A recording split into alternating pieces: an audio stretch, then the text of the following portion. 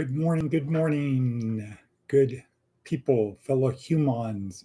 Today is September 28th. Wow, this month has flown by. I say that virtually every month, though, but this month has really flown by. So this is September 28th, 2024.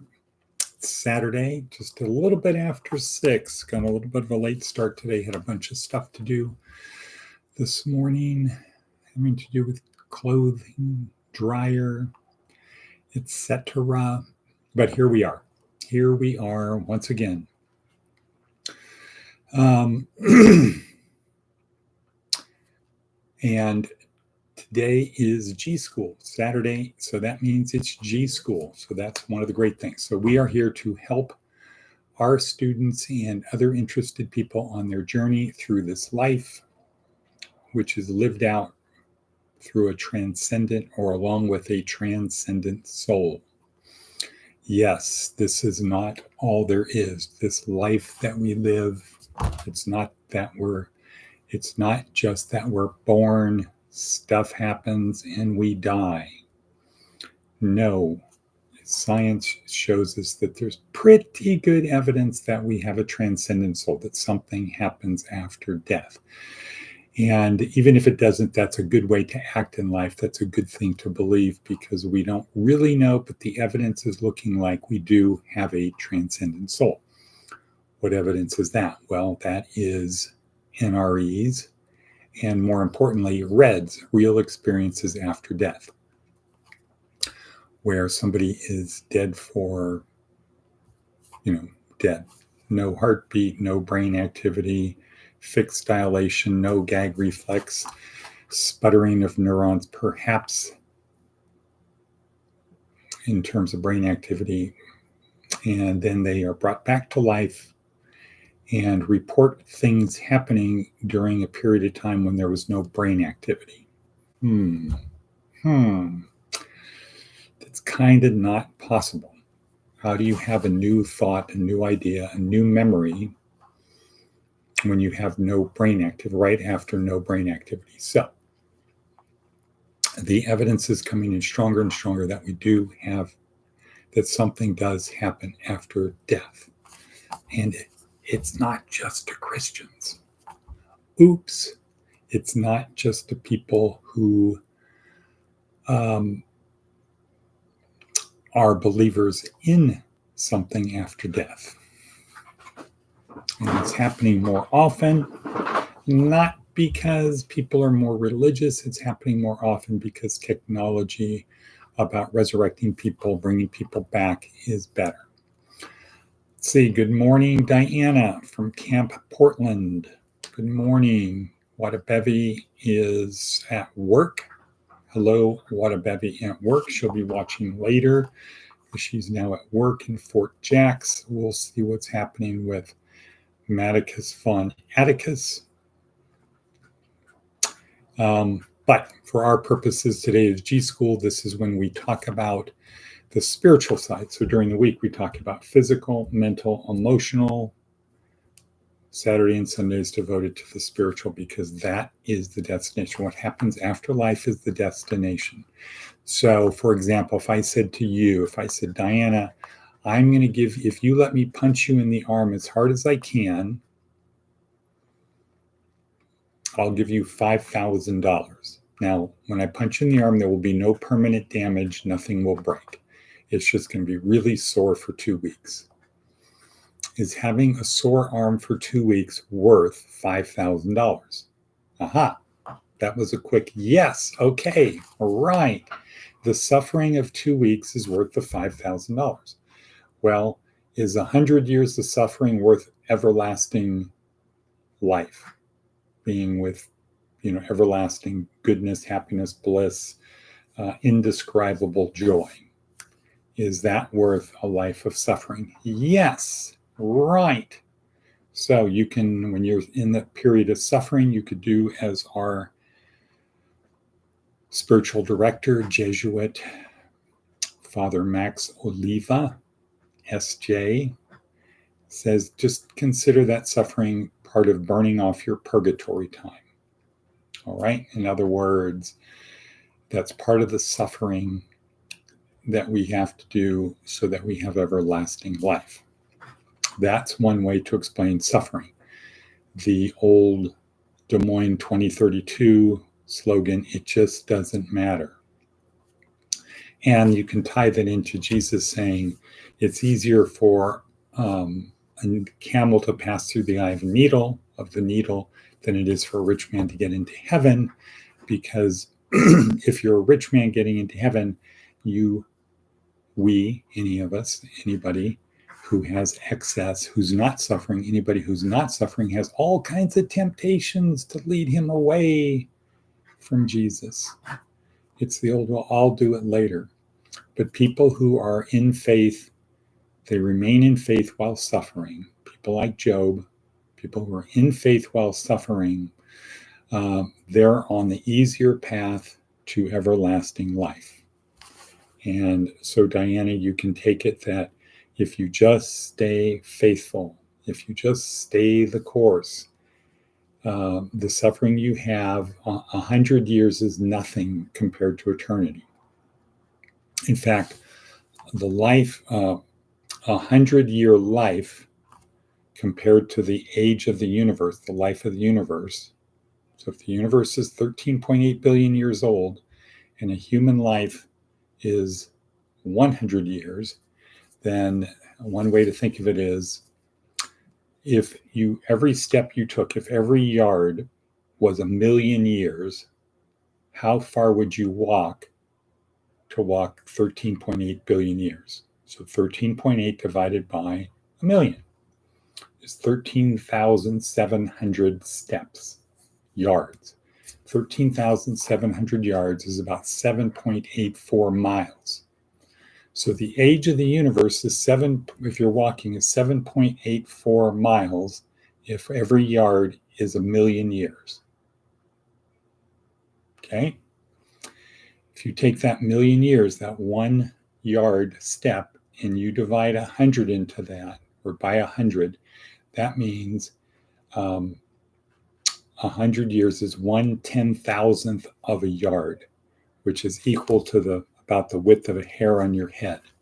So our life compared to the life of the universe is like one hair on your head compared to 7.84 miles.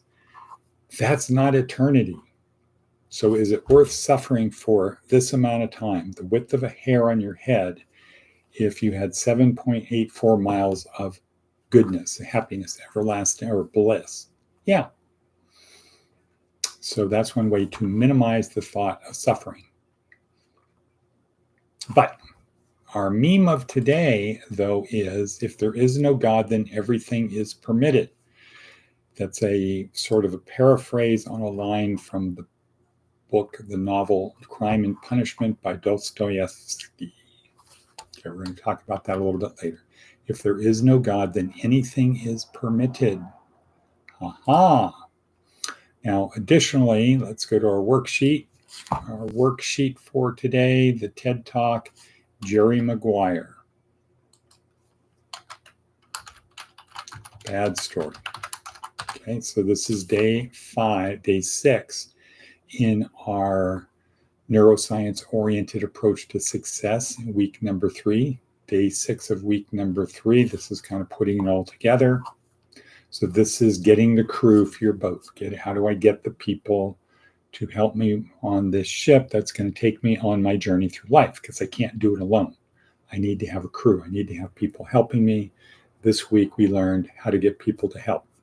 Monday, we found out from David Logan, if you want to find people who are like you that you want on your boat, join a tribe, nudge it forward. Now, for many people who are not doing well, the tribe of people you meet is not the kind of tribe you want to be around. If you're challenged homeless-wise, you're going to probably be around other homeless people. A quick, easy solution to that is find a church, join a church. Find a church, join a church. Join tribe, nudge forward. Join tribe, nudge forward. Okay, how do I nudge it forward? How do I nudge this tribe forward? Simple. Let me close that. How do I nudge it forward? Well, simple. Now I go to day 2, Seth Godin. What I need to do is I got to find something to change because I can't nudge it forward if we're going to do the same thing. I have to tell a compelling story. I have to connect with the people who believe the story, ignore the people who don't. Then I need to lead them. I need to get them to come with me on my journey or help me on my journey. Okay, well, what's the key thing there is telling a compelling story.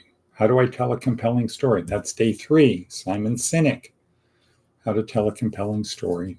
And basically, very simply to the point, the story is about why we need to change the status quo, why we need to do something different.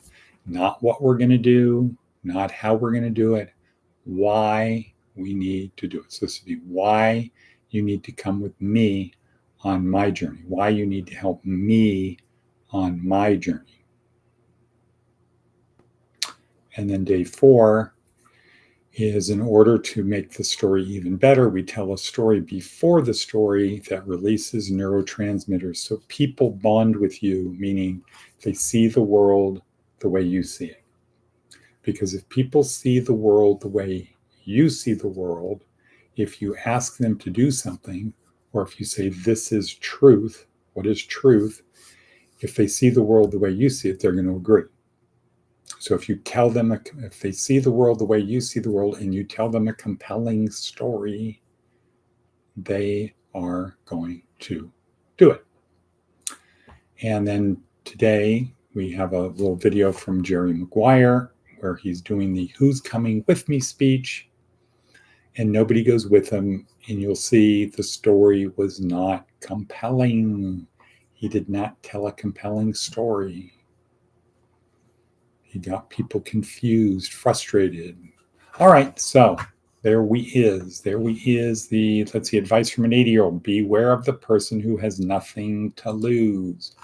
Beware of the person who has nothing to lose. Right. Why? Because they have nothing to lose. They can do careless, reckless things because they have nothing to lose. They can turn on you because they have nothing to lose. However, we always have something to lose, and that's our immortal soul. That's our opportunity to be with Jesus. And let's get back to that. So, life of suffering, and I said, stay the course. Well, how do you stay the course? Jesus laid it out pretty simply, pretty clearly.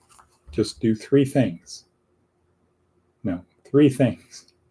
3 things. 1, boom. 1, love God with all your heart and mind and soul. 2, love one another as I have loved you. 3, make disciples of all nations. That's it. Love God, love one another, make disciples. Okay, well, loving God, that's pretty easy. It's following his the commandments. How do I show love one another as Jesus loved us? Well, he makes it very simple too. Breaks it down. It says in Matthew 25, 35 and 36.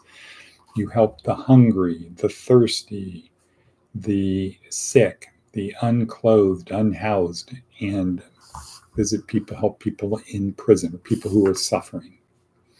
That's all you have to do. If you do that, Jesus says you will be one with the Father and I. You will have if you follow my commandments, you will become one with the Father and I.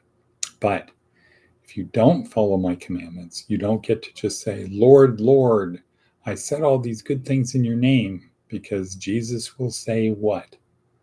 I never knew you. It's not what you say, it's what you do. Help the hungry, the thirsty, the sick, the unclothed, unhoused, and the incarcerated, people suffering. That's it. That's all you have to do. How often? Always. Always. He doesn't get to say, but you're not actually going to do those things. So all you need to do is just say, I confess, 1 John 1:9, if I'm faithful, he's faithful and just and will forgive me. No. Now, do you always have to do that? I think Jesus talks in the Beatitudes if it's in your heart first. So if you always want to help the hungry, the thirsty, if you always want to help those people, that's where it starts. Helping them to, oh, I've got an extra dollar in my pocket. Here you go. That technically is helping the hungry, but it's not the spirit of it. A kind word is often more important than a dollar bill or a cup of coffee. Compassion and empathy. Okay, let's see what else do we. Oh, the theme of today. If there is no God, then anything is permitted. Think about that. So this was from a Jordan Peterson thing. So talk with Jordan Peterson with don't remember who, doesn't matter. But he says, if there is no God, then everything is permitted. If there is no God, Hitler and Mother Teresa are in the same place. There's no difference between Hitler and Mother Teresa if there is no God, because there is no right or wrong, absolute right or wrong. It's just your choice.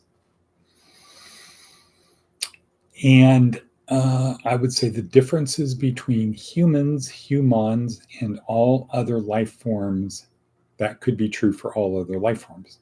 If you're a dog, say, being a good dog or a bad dog, at the end of the day doesn't really matter, because when you're dead, you're dead. However, there are practical benefits for being a good dog. You have a better life than being a bad dog.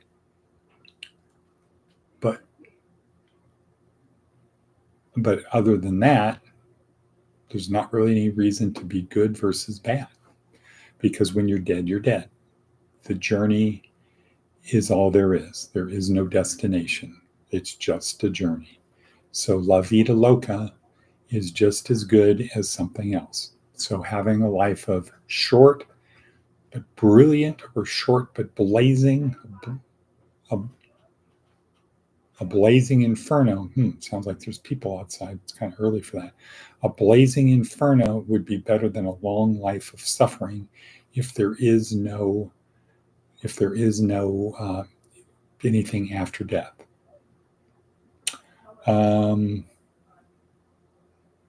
Good. I think that's good, Diana. I think you should get on that whole campaign trail. Get out there, make things happen.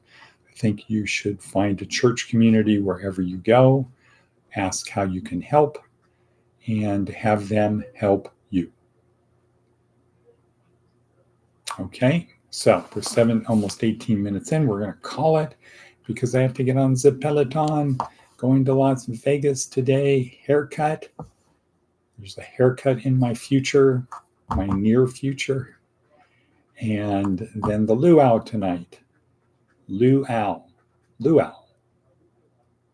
So, big day, busy day, a lot of homework to do, studying for next week's class. I have a homework assignment, need to turn it in.